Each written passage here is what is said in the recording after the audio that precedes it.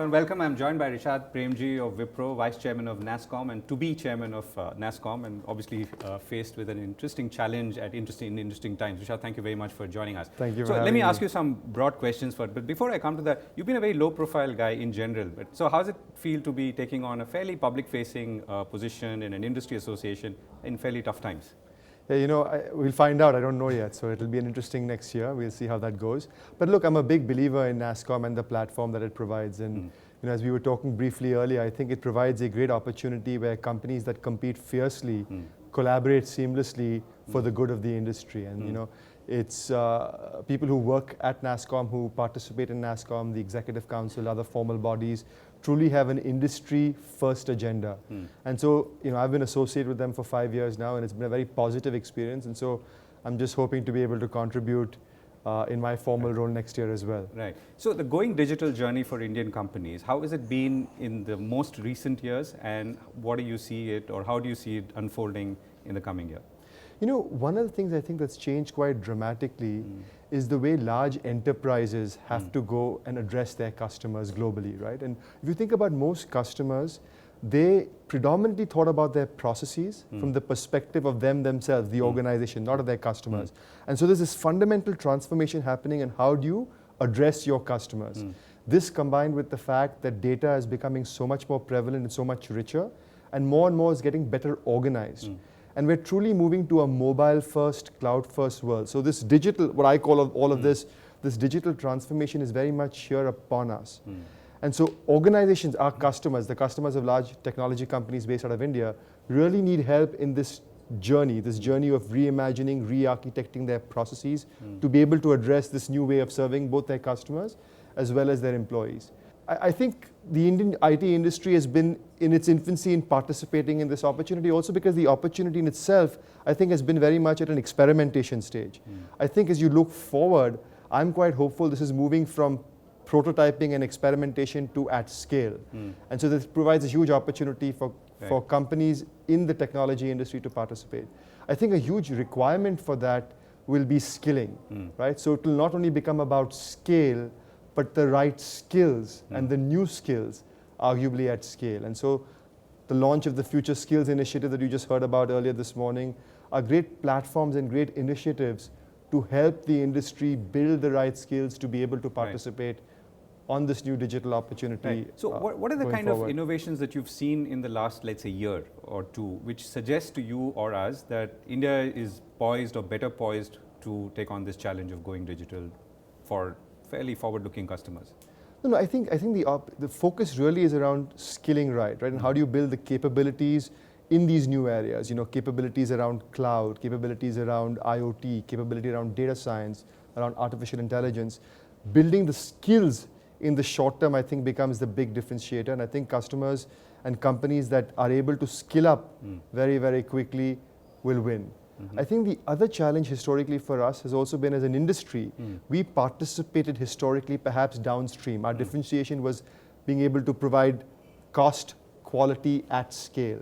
And more we're looking to move up the value chain to be able to participate in this digital story. And so companies have been working over the last couple of years to build the brand permission to participate upstream, right? Whether you buy capabilities inorganically, whether you invest in them organically, to be able to have a differentiated conversation that's advisory-led, that's design-led. And I think I would submit over the last year or two, many organizations have built up those capabilities to have those conversations. And I think that's happening. So the conversation and the capabilities to move upstream, as well as the skilling, that's begun. And I think it'll only scale up as we move forward. Right. So the industry is also under attack in some ways from within, thanks to AI and machine learning and so on. So what's your sense of how the industry is coping with this? I'm not saying it won't grow, it will grow, maybe the numbers will grow, the top line, bottom line, but things are going to fundamentally change. How is... No, I think your ability, in the theme of the conference, to disrupt the core, to be able to revisit some of your business that helped you grow over the last 5, 7, 10 years will have to change. So your boldness and your appetite to be able to cannibalize yourself, I think, will become an important lever for how you can win going forward, right? So when you say cannibalize, you mean shut down parts of the industry? Or I think replace parts of your business that were largely people-led historically to things that can be leveraged more and more through technology, right? So, for example, if you were doing something leveraging people in a business operations setup, how can you now drive that through robotic automation or through some sort of a cognitive engine that can help you enhance that output, but perhaps using less people. Right. So if we were to look forward now, let's say the 2018-19, are we going to see bigger shifts in that space now as companies do this cannibalization, as people, the role of people comes down? No, so I want to caveat that. I think there'll be certain components which you can cannibalize. I think there'll be huge new opportunities that arise as a consequence of the new capabilities that have historically emerged. If you look at the IT industry and the technology industry as well, people thought the industry was dying at the end of Y2K, and then came ERP, and then came BPO, and then came infrastructure, and now the digital wave. So I'm very hopeful in terms of new opportunities that present themselves with new technologies and the technology industry skilling themselves. So I'm quite optimistic about what the next 3 to 5 years can look like overall. Right. So now let me take a step back. So if you were to look at the global economy, what's your outlook for that? And in that context, how are we poised to either take advantage or not? Yeah, I'm quite hopeful actually of the global economy. I think the economy globally in all markets at the same time perhaps hasn't been as optimistic as it is today. You look at the US and it's firing, you look at continental Europe, you look at the UK despite Brexit, you look at even countries like Japan, and clearly, developing markets like India that are, at the mainstay. So I'm quite hopeful in terms of the overall economy, and I think over time that should bear well for the technology industry as well. And so I go back to my comment that I think over the next 3 to 5 years, certainly in the shorter term over the next 3 years, I'm very optimistic about how things should unfold. Right. So it's been a year since we had the H1B scare, and the whole symptom of, let's say, countries erecting barriers or raising their walls. Where do we stand today in that whole thought process, and how are we better off or not? I think it's very important to change the narrative and to be able to present a set of facts. So, Nasscom is driving a very concerted agenda around this to really create awareness around facts as opposed to sentiments. The facts are that the IT industry uses less than 15% of the visas. The facts are that people on visas are not cheaper. The facts are that there's a shortage of STEM talent in the US. So these are the facts, right? And so it's important not to create a discriminated base for Indian IT companies while talking about the overall agenda for H1B. So that's point one. Two is I think it's very important, and organizations and the industry is very focused on localizing. Significant. I will just use my own example as a company.